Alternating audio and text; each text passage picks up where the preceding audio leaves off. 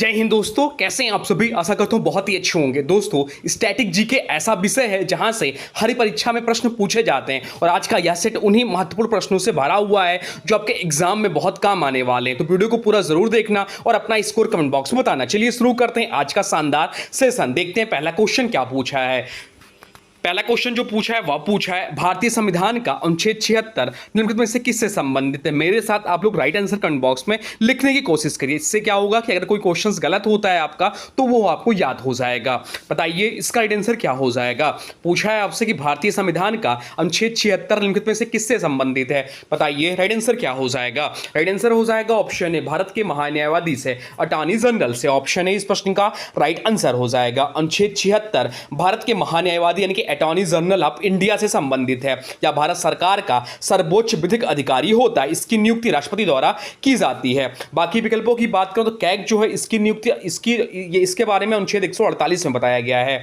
निर्वाचन आयोग की बात करें तो निर्वाचन आयोग से संबंधित जो आर्टिकल है वह 324 है और संघ लोक सेवा आयोग से संबंधित जो आर्टिकल है ये 315 है। तो ये सब भी पॉइंट ध्यान रखिएगा। भारत के पहले अटॉर्नी जनरल जो थे वो MC सीतलवाड़ थे, यह भी ध्यान रखिएगा। महान्यायवादी संसद की कार्यवाही में भाग ले सकता है। तो एक क्वेश्चन से हम लोग ने कई सारे क्वेश्चंस यहां कर लिए। अब चलते हैं अगले प्रश्न की ओर। देखते हैं अगला प्रश्न क्या पूछा है आपसे।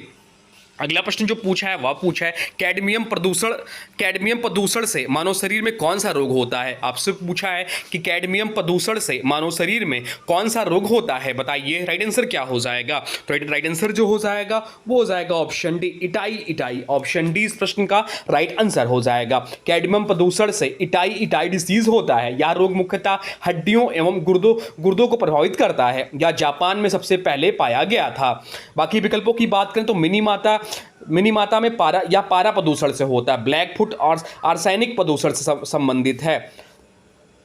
अब चलते हैं अगले प्रश्न को देखते हैं। अगला प्रश्न क्या पूछा है आपसे। अगला प्रश्न जो पूछा है वह पूछा है बॉम्बे स्टॉक एक्सचेंज की स्थापना किस वर्ष हुई थी। आपसे पूछा है कि बॉम्बे स्टॉक एक्सचेंज की स्थापना किस वर्ष हुई थी। बताइए राइट आंसर क्या हो जाएगा। लिख दीजिए राइट आंसर कमेंट बॉक्स में, बताइए क्या होगा। तो राइट आंसर जो हो जाएगा वो हो जाएगा ऑप्शन बी, 1875 इस प्रश्न का राइट आंसर हो जाएगा। बॉम्बे स्टॉक एक्सचेंज एशिया का सबसे पुराना स्टॉक एक्सचेंज है। इसकी स्थापना 1875 में हुई थी। इसका मुख्यालय मुंबई में स्थित है। BSE का प्रमुख सूचकांक सेंसेक्स है। NSE की स्थापना कब हुई थी यह भी पूछ सकता है। तो NSE की स्थापना जो हुई थी 1992 में हुई थी, यह भी ध्यान रखिएगा। अब चलते हैं अगले प्रश्न को देखते हैं। अगला प्रश्न क्या पूछा है आपसे। अगला प्रश्न जो पूछा है वह पूछा है सलाल जल विद्युत परियोजना किस नदी पर स्थित है। आपसे पूछा है कि सलाल जल विद्युत परियोजना किस नदी पर स्थित है। बताइए राइट आंसर क्या हो जाएगा। राइट आंसर कमेंट बॉक्स में लिख दीजिए। तो राइट आंसर जो हो जाएगा वो हो जाएगा ऑप्शन सी, चिनाब नदी पर। ऑप्शन सी इस प्रश्न का राइट आंसर हो जाएगा। सलाल डैम चिनाब नदी पर स्थित है या जम्मू कश्मीर की प्रमुख जल विद्युत परियोजना में से एक है। इसका उपयोग विद्युत उत्पादन के लिए किया जाता है। झेलम पे जो है वह किशनगंगा परियोजना प्रसिद्ध है। रावी पर रंजीत सागर बांध स्थित है और सतलुज भाखड़ा नगर परियोजना प्रसिद्ध है। चिनाब नदी सिंधु नदी की प्रमुख सहायक नदी है। सलाल परियोजना रियासी जिले में स्थित है। अब चलते हैं अगले प्रश्न को देखते हैं। अगला प्रश्न क्या पूछा है आपसे। अगला प्रश्न जो पूछा है वह पूछा है यूरोपीय संघ का मुख्यालय कहाँ स्थित है। आपसे पूछा है कि यूरोपीय संघ का मुख्यालय कहाँ स्थित है। बताइए राइट आंसर क्या हो जाएगा। राइट आंसर कमेंट बॉक्स में लिख दीजिए। तो राइट आंसर जो हो जाएगा वो हो जाएगा ऑप्शन डी, ब्रुसेल्स बेल्जियम में। ऑप्शन डी इस प्रश्न का राइट आंसर हो जाएगा। यूरोपीय संघ का मुख्यालय ब्रुसेल्स में स्थित है। यूरोपीय संघ आर्थिक एवं राजनीतिक संगठन है। इसमें यूरोप के कई देश सदस्य हैं। बाकी विकल्पों की बात करें तो पेरिस फ्रांस की राजधानी है, बर्लिन जर्मनी की राजधानी है और रोम जो है इटली की राजधानी है। पेरिस जो है फ्रांस की राजधानी है, बर्लिन जर्मनी की राजधानी और रोम इटली की राजधानी है। राजधानी से एग्जाम में क्वेश्चंस पूछते हैं। बाकी यूरोपीय संघ की बात हो रही है तो इसकी स्थापना कब हुई थी। 1993 में इसकी स्थापना हुई थी। यूरो मुद्रा कई यूरोपीय संघ में प्रयोग होती है। अब चलते हैं अगले प्रश्न की ओर। देखते हैं अगला प्रश्न क्या पूछा है आपसे। अगला प्रश्न जो पूछा है वह पूछा है अनुच्छेद 21A के तहत शिक्षा का अधिकार किस संविधान संशोधन द्वारा जोड़ा गया था। आपसे पूछा है कि अनुच्छेद 21A के तहत शिक्षा का अधिकार किस संविधान संशोधन द्वारा जोड़ा गया था। बताइए राइट आंसर क्या हो जाएगा। राइट आंसर कमेंट बॉक्स में लिख दीजिए। तो राइट आंसर जो हो जाएगा वो हो जाएगा ऑप्शन सी, 66वां संविधान संशोधन इस प्रश्न का राइट आंसर हो जाएगा। 66वें संविधान संशोधन द्वारा अनुच्छेद 21 से जोड़ा गया। इसके तहत 6 से 14 वर्ष तक के बच्चों को निःशुल्क एवं अनिवार्य शिक्षा का अधिकार दिया गया या मौलिक अधिकारों में शामिल है। बाकी विकल्पों की बात करें तो 42वां संशोधन, इसके तहत समाजवादी एवं धर्मनिरपेक्ष शब्द जोड़े गए। 44वां संशोधन, संपत्ति का अधिकार हटाया गया। और 92वां संशोधन, 8वीं अनुसूची में भाषाएं जोड़ी गई। ये चीज ध्यान रखिएगा। राइट टू एजुकेशन एक्ट 2009 में लागू हुआ। शिक्षा का अधिकार 1 अप्रैल 2010 से लागू हुआ। अब चलते हैं अगले प्रश्न की ओर, देखते हैं अगला प्रश्न क्या पूछा है। एक एक प्रश्न बहुत ज्यादा इंपॉर्टेंट है, इनको रख लीजिएगा क्योंकि आने वाले एग्जाम में आपके लिए बहुत ही महत्वपूर्ण प्रश्न रहेंगे। एक भी क्वेश्चन आपसे छूटे ना, और पूरा देखिएगा। लास्ट के जो क्वेश्चन हैं वो तो बहुत ज्यादा महत्वपूर्ण है। बताइए, आपसे पूछा कि बैंकिंग क्षेत्र में IFSC कोड में कुल कितने अंक या अक्षर होते हैं। आपसे पूछा है कि बैंकिंग क्षेत्र में IFSC कोड में कुल कितने अंक या अक्षर होते हैं। बताइए राइट आंसर क्या हो जाएगा। तो राइट आंसर जो हो जाएगा वो हो जाएगा ऑप्शन बी 11। ऑप्शन बी इस प्रश्न का राइट आंसर हो जाएगा 11। कुल 11 अंक या अक्षर होते हैं। IFSC का पूरा नाम क्या है। तो IFSC का पूरा नाम है इंडियन फाइनेंशियल सिस्टम कोड है। इसमें कुल 11 अल्फा न्यूमेरिक कैरेक्टर होते हैं। इसका उपयोग NEFT, RTGS और IMPS ट्रांजैक्शन में होता है। पहले 4 अक्षर कौन से। तो पहले 4 अक्षर बैंक का नाम हो दर्शाते हैं। 5वां अंक हमेशा 0 होता है। अंतिम 6 अंक शाखा को दर्शाते हैं। अब चलते हैं अगले प्रश्न की ओर, देखते हैं अगला प्रश्न क्या पूछा है आपसे। अगला प्रश्न जो पूछा है वह पूछा है विश्व का सबसे बड़ा मरुस्थल सहारा किस महाद्वीप में स्थित है। आपसे पूछा है कि विश्व का सबसे बड़ा मरुस्थल सहारा किस महाद्वीप में स्थित है। बताइए राइट आंसर क्या हो जाएगा। राइट आंसर कमेंट बॉक्स में लिख दीजिए। तो राइट आंसर जो हो जाएगा वो हो जाएगा ऑप्शन ए अफ्रीका। अफ्रीका इस प्रश्न का राइट आंसर हो जाएगा। सहारा डेजर्ट जो है विश्व का सबसे बड़ा गर्म मरुस्थल है, या उत्तरी अफ्रीका में फैला हुआ है। इसका क्षेत्रफल लगभग 9.2 मिलियन वर्ग किलोमीटर है। एशिया की बात करें तो गोबी मरुस्थल प्रसिद्ध है। ऑस्ट्रेलिया में ग्रेट बैक्टीरिया मरुस्थल स्थित है। दक्षिण अमेरिका में अटाकामा मरुस्थल प्रसिद्ध है। सहारा डेजर्ट लगभग 11 देशों में फैला है। विश्व का सबसे शुष्क मरुस्थल कौन सा है। तो विश्व का सबसे शुष्क मरुस्थल अटाकामा है, जो अभी हम लोग पढ़े थे दक्षिण अमेरिका में है। अब चलते हैं अगले प्रश्न की ओर, देखते हैं अगला प्रश्न क्या पूछा है आपसे। अगला प्रश्न पूछा है डेसिबल किसकी तीव्रता मापने की इकाई है। आपसे पूछा है कि डेसिबल जो है किसकी तीव्रता मापने की इकाई है। बताइए राइट आंसर क्या हो जाएगा। राइट आंसर कमेंट बॉक्स में लिख दीजिए। तो राइट आंसर जो हो जाएगा वो हो जाएगा ऑप्शन बी ध्वनि। ध्वनि इस प्रश्न का राइट आंसर हो जाएगा। ऑप्शन बी इस प्रश्न का राइट आंसर हो जाएगा ध्वनि। डेसिबल यानी कि डेसिबल जो है ध्वनि की तीव्रता मापने की इकाई है। अधिक डेसिबल की ध्वनि मानव कानों के लिए हानिकारक हो सकती है। नॉइज पोल्यूशन को मापने में इसका उपयोग होता है। प्रकाश की बात करें लक्स में मापा जाता है। उष्मा कैलोरी जूल में मापी जाती है। चुंबकीय क्षेत्र टेस्ला इकाई प्रयुक्त होती है। 80 डेसिबल से अधिक ध्वनि हानिकारक मानी जाती है। ध्वनि तरंगे यांत्रिक तरंगे होती हैं। चलते हैं अगले प्रश्न की ओर, देखते हैं अगला प्रश्न क्या पूछा है आपसे। अगला प्रश्न जो पूछा है वह पूछा है दाचीगाम राष्ट्रीय उद्यान मुख्य रूप से किसके संरक्षण के लिए प्रसिद्ध है। आपसे पूछा है कि दाचीगाम राष्ट्रीय उद्यान मुख्य रूप से किसके संरक्षण के लिए प्रसिद्ध है। बताइए राइट आंसर क्या हो जाएगा। तो राइट आंसर जो हो जाएगा वो हो जाएगा ऑप्शन ए हंगुल। हंगुल यानी कि कश्मीरी स्टेट। ऑप्शन ए इस प्रश्न का राइट आंसर हो जाएगा। दाचीगाम राष्ट्रीय नेशनल पार्क हंगुल यानी कश्मीरी स्टेज के संरक्षण के लिए प्रसिद्ध है, या राष्ट्रीय उद्यान श्रीनगर के पास स्थित है। हंगुल कश्मीर का राज्य पशु भी है। दाचीगाम का मतलब होता है का 10 गांव। यह उद्यान 1981 में राष्ट्रीय उद्यान बना। अब चलते हैं अगले प्रश्न की ओर, देखते हैं अगला प्रश्न क्या पूछा है आपसे। अगला प्रश्न पूछा है भारतीय संविधान में राज्य के नीति निर्देशक तत्व DPSP किस देश के संविधान से लिए गए हैं। आपसे पूछा है कि भारतीय संविधान में राज्य के नीति निर्देशक तत्व DPSP किस देश के संविधान से लिए गए हैं। बताइए राइट आंसर क्या हो जाएगा। तो राइट आंसर जो हो जाएगा वो हो जाएगा ऑप्शन बी आयरलैंड। आयरलैंड इस प्रश्न का राइट आंसर हो जाएगा। Directive principles of state policy DPSP Ireland के संविधान से लिए गए हैं, या भारतीय संविधान के भाग 4 में वर्णित है। इसका उद्देश्य कल्याणकारी राज्य की स्थापना करना है। बाकी विकल्पों की बात करें तो दक्षिण अफ्रीका संविधान संशोधन प्रक्रिया से संबंधित प्रभाव है। जर्मनी आपातकालीन प्रावधानों से संबंधित प्रभाव, और कनाडा संघीय व्यवस्था से संबंधित प्रभाव। DPSP जो है अनुच्छेद 36 से 51। DPSP जो संबंधित है वह अनुच्छेद 36 से 51 तक संबंधित है।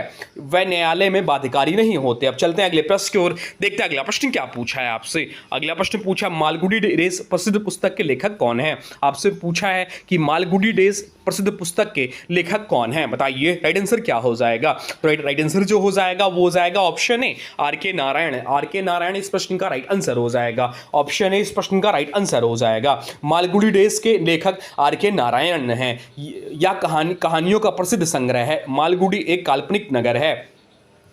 बाकी विकल्पों की बात करें तो मुल्क राज आनंद, इन्होंने अनटचेबल के लेखक, खुशवंत सिंह ट्रेन टू पाकिस्तान के लेखक हैं, ये भी चीज ध्यान रखिएगा। आर के नारायण भारतीय अंग्रेजी साहित्य के प्रमुख लेखक थे, मालगुडी डेज पर टीवी धारावाहिक भी बना था। अब चलते हैं अगले प्रश्न की ओर, देखते हैं अगला प्रश्न क्या पूछा है आपसे। अगला प्रश्न जो पूछा है वह पूछा है गुरु शिखर किस पर्वत श्रृंखला की सबसे ऊंची चोटी है। आपसे पूछा है कि गुरु शिखर किस पर्वत श्रृंखला की सबसे ऊंची चोटी है, बताइए राइट आंसर क्या हो जाएगा। राइट आंसर हो जाएगा ऑप्शन सी अरावली। अरावली इस प्रश्न का राइट आंसर हो जाएगा। गुरु शिखर अरावली पर्वतमाला की सबसे ऊंची चोटी है। यह राजस्थान के माउंट आबू क्षेत्र में स्थित है। इसकी ऊंचाई लगभग 1722 मीटर है। अरावली विश्व की प्राचीनतम पर्वतमालाओं में से एक है। माउंट आबू राजस्थान का प्रसिद्ध हिल स्टेशन है।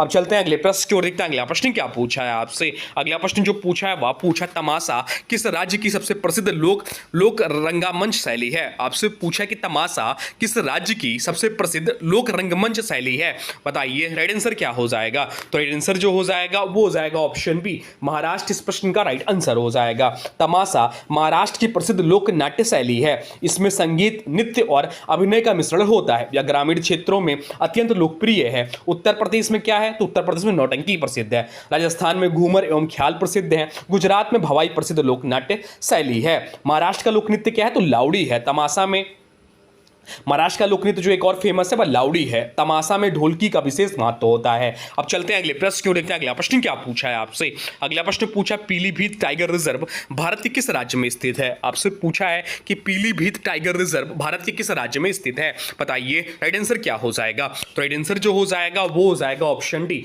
उत्तर प्रदेश। उत्तर प्रदेश इस प्रश्न का राइट आंसर हो जाएगा। पीलीभीत टाइगर रिजर्व उत्तर प्रदेश में स्थित है। यह तराई क्षेत्र का महत्वपूर्ण टाइगर रिजर्व है। यह बंगाल टाइगर की यहाँ बंगाल टाइगर की अच्छी संख्या पाई जाती है। टाइगर की बात हो रही तो प्रोजेक्ट टाइगर की शुरुआत कब हुई थी। प्रोजेक्ट टाइगर की शुरुआत 1973 में हुई। भारत विश्व में सबसे अधिक बाघों वाला देश है। बात हो रही उत्तर प्रदेश की तो इसकी राजधानी लखनऊ है। मुख्यमंत्री योगी आदित्यनाथ हैं। राज्यपाल आनंदीबेन पटेल हैं। अब चलते हैं अगले प्रश्न को, देखते हैं अगला प्रश्न क्या पूछा है आपसे। अगला प्रश्न जो पूछा है वह पूछा इबादत खाना की बैठकें अकबर ने कहां आयोजित करवाई थी। आपसे पूछा है कि इबादत खाना की बैठकें अकबर ने कहां आयोजित करवाई थी, बताइए राइट आंसर क्या हो जाएगा। तो राइट आंसर जो हो जाएगा वो हो जाएगा आपका ऑप्शन बी। ऑप्शन बी इस प्रश्न का राइट आंसर हो जाएगा फतेहपुर सीकरी। फतेहपुर सीकरी इस प्रश्न का राइट आंसर हो जाएगा। इबादत खाना की स्थापना अकबर ने 1575 में की थी। या विभिन्न धर्मों के विद्वानों के बीच धार्मिक चर्चाएं होती हैं यहाँ।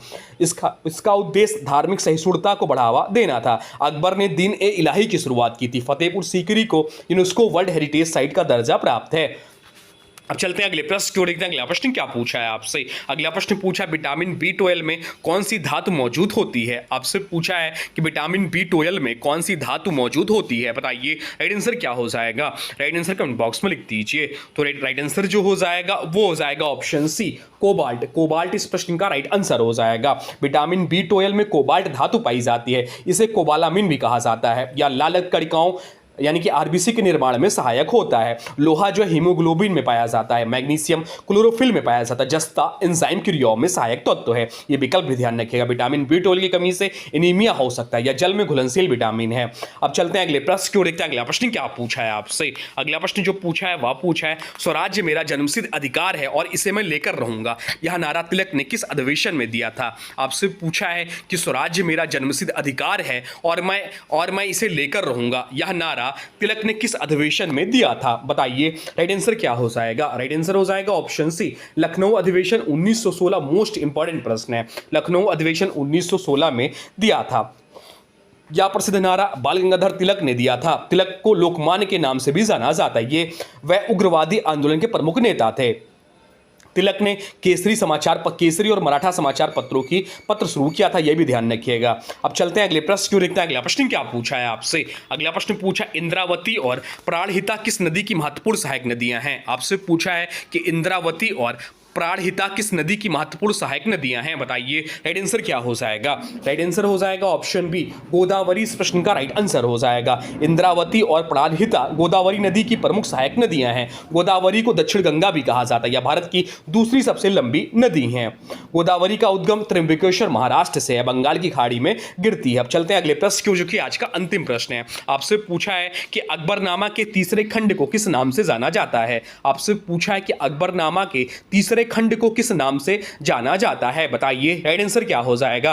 राइट आंसर कमेंट बॉक्स में लिख दीजिए। तो राइट आंसर जो हो जाएगा वो हो जाएगा ऑप्शन सी, आईन अकबरी बोलते हैं। ऑप्शन सी इस प्रश्न का राइट आंसर हो जाएगा। अकबरनामा के तीसरे भाग का आईन अकबरी कहा जाता है। इसके लेखक अबुल फजल थे। इसमें अकबर के प्रशासन, सेना और अर्थव्यवस्था का विस्तृत वर्णन मिलता है। अबुल फजल अकबर के नवरत्नों में शामिल हैं। ये भी चीज़ ध्यान रखिएगा। तो ये थे आपके टॉप क्वेश्चन आपके स्टैटिक के लिए बहुत ज़्यादा महत्वपूर्ण थे प्रश्न। ये ऐसे प्रश्न थे जो एग्जाम के लिए बहुत ज़्यादा महत्वपूर्ण, इनको रट लीजिए। एक भी क्वेश्चन आपके गलत होने को ना होने को पाए। और बताइए आपके 20 में से कितने क्वेश्चन सही हैं। आपके कम से कम 15 प्लस सही होने चाहिए, तो आपकी तैयारी अच्छी है। ईमानदारी से बताइए आपके कितने क्वेश्चन सही हैं। अब आज के वीडियो से क्वेश्चन है, इसका राइट आंसर आप लोगों को कमेंट बॉक्स में बताना है। आज के वीडियो से प्रश्न है कि भारतीय संविधान में राज्य के नीति निर्देशक तत्व किस देश के संविधान से लिया गया है? आपसे पूछा कि भारतीय संविधान में राज्य के नीति निर्देशक तत्व डीपीएसपी किस देश के संविधान से लिए गए हैं? इसका जो भी राइट आंसर होगा कमेंट बॉक्स में जरूर बताइएगा। तो दोस्तों ये थे आज के महत्वपूर्ण स्टैटिक के क्वेश्चन। अगर वीडियो पसंद आया हो तो लाइक करें, शेयर करें और चैनल सब्सक्राइब जरूर करें, ताकि ऐसे ही महत्वपूर्ण प्रश्न आपको रोज मिलते रहें। मिलते हैं एक नए वीडियो में, तब तक के लिए थैंक्स फॉर वॉचिंग।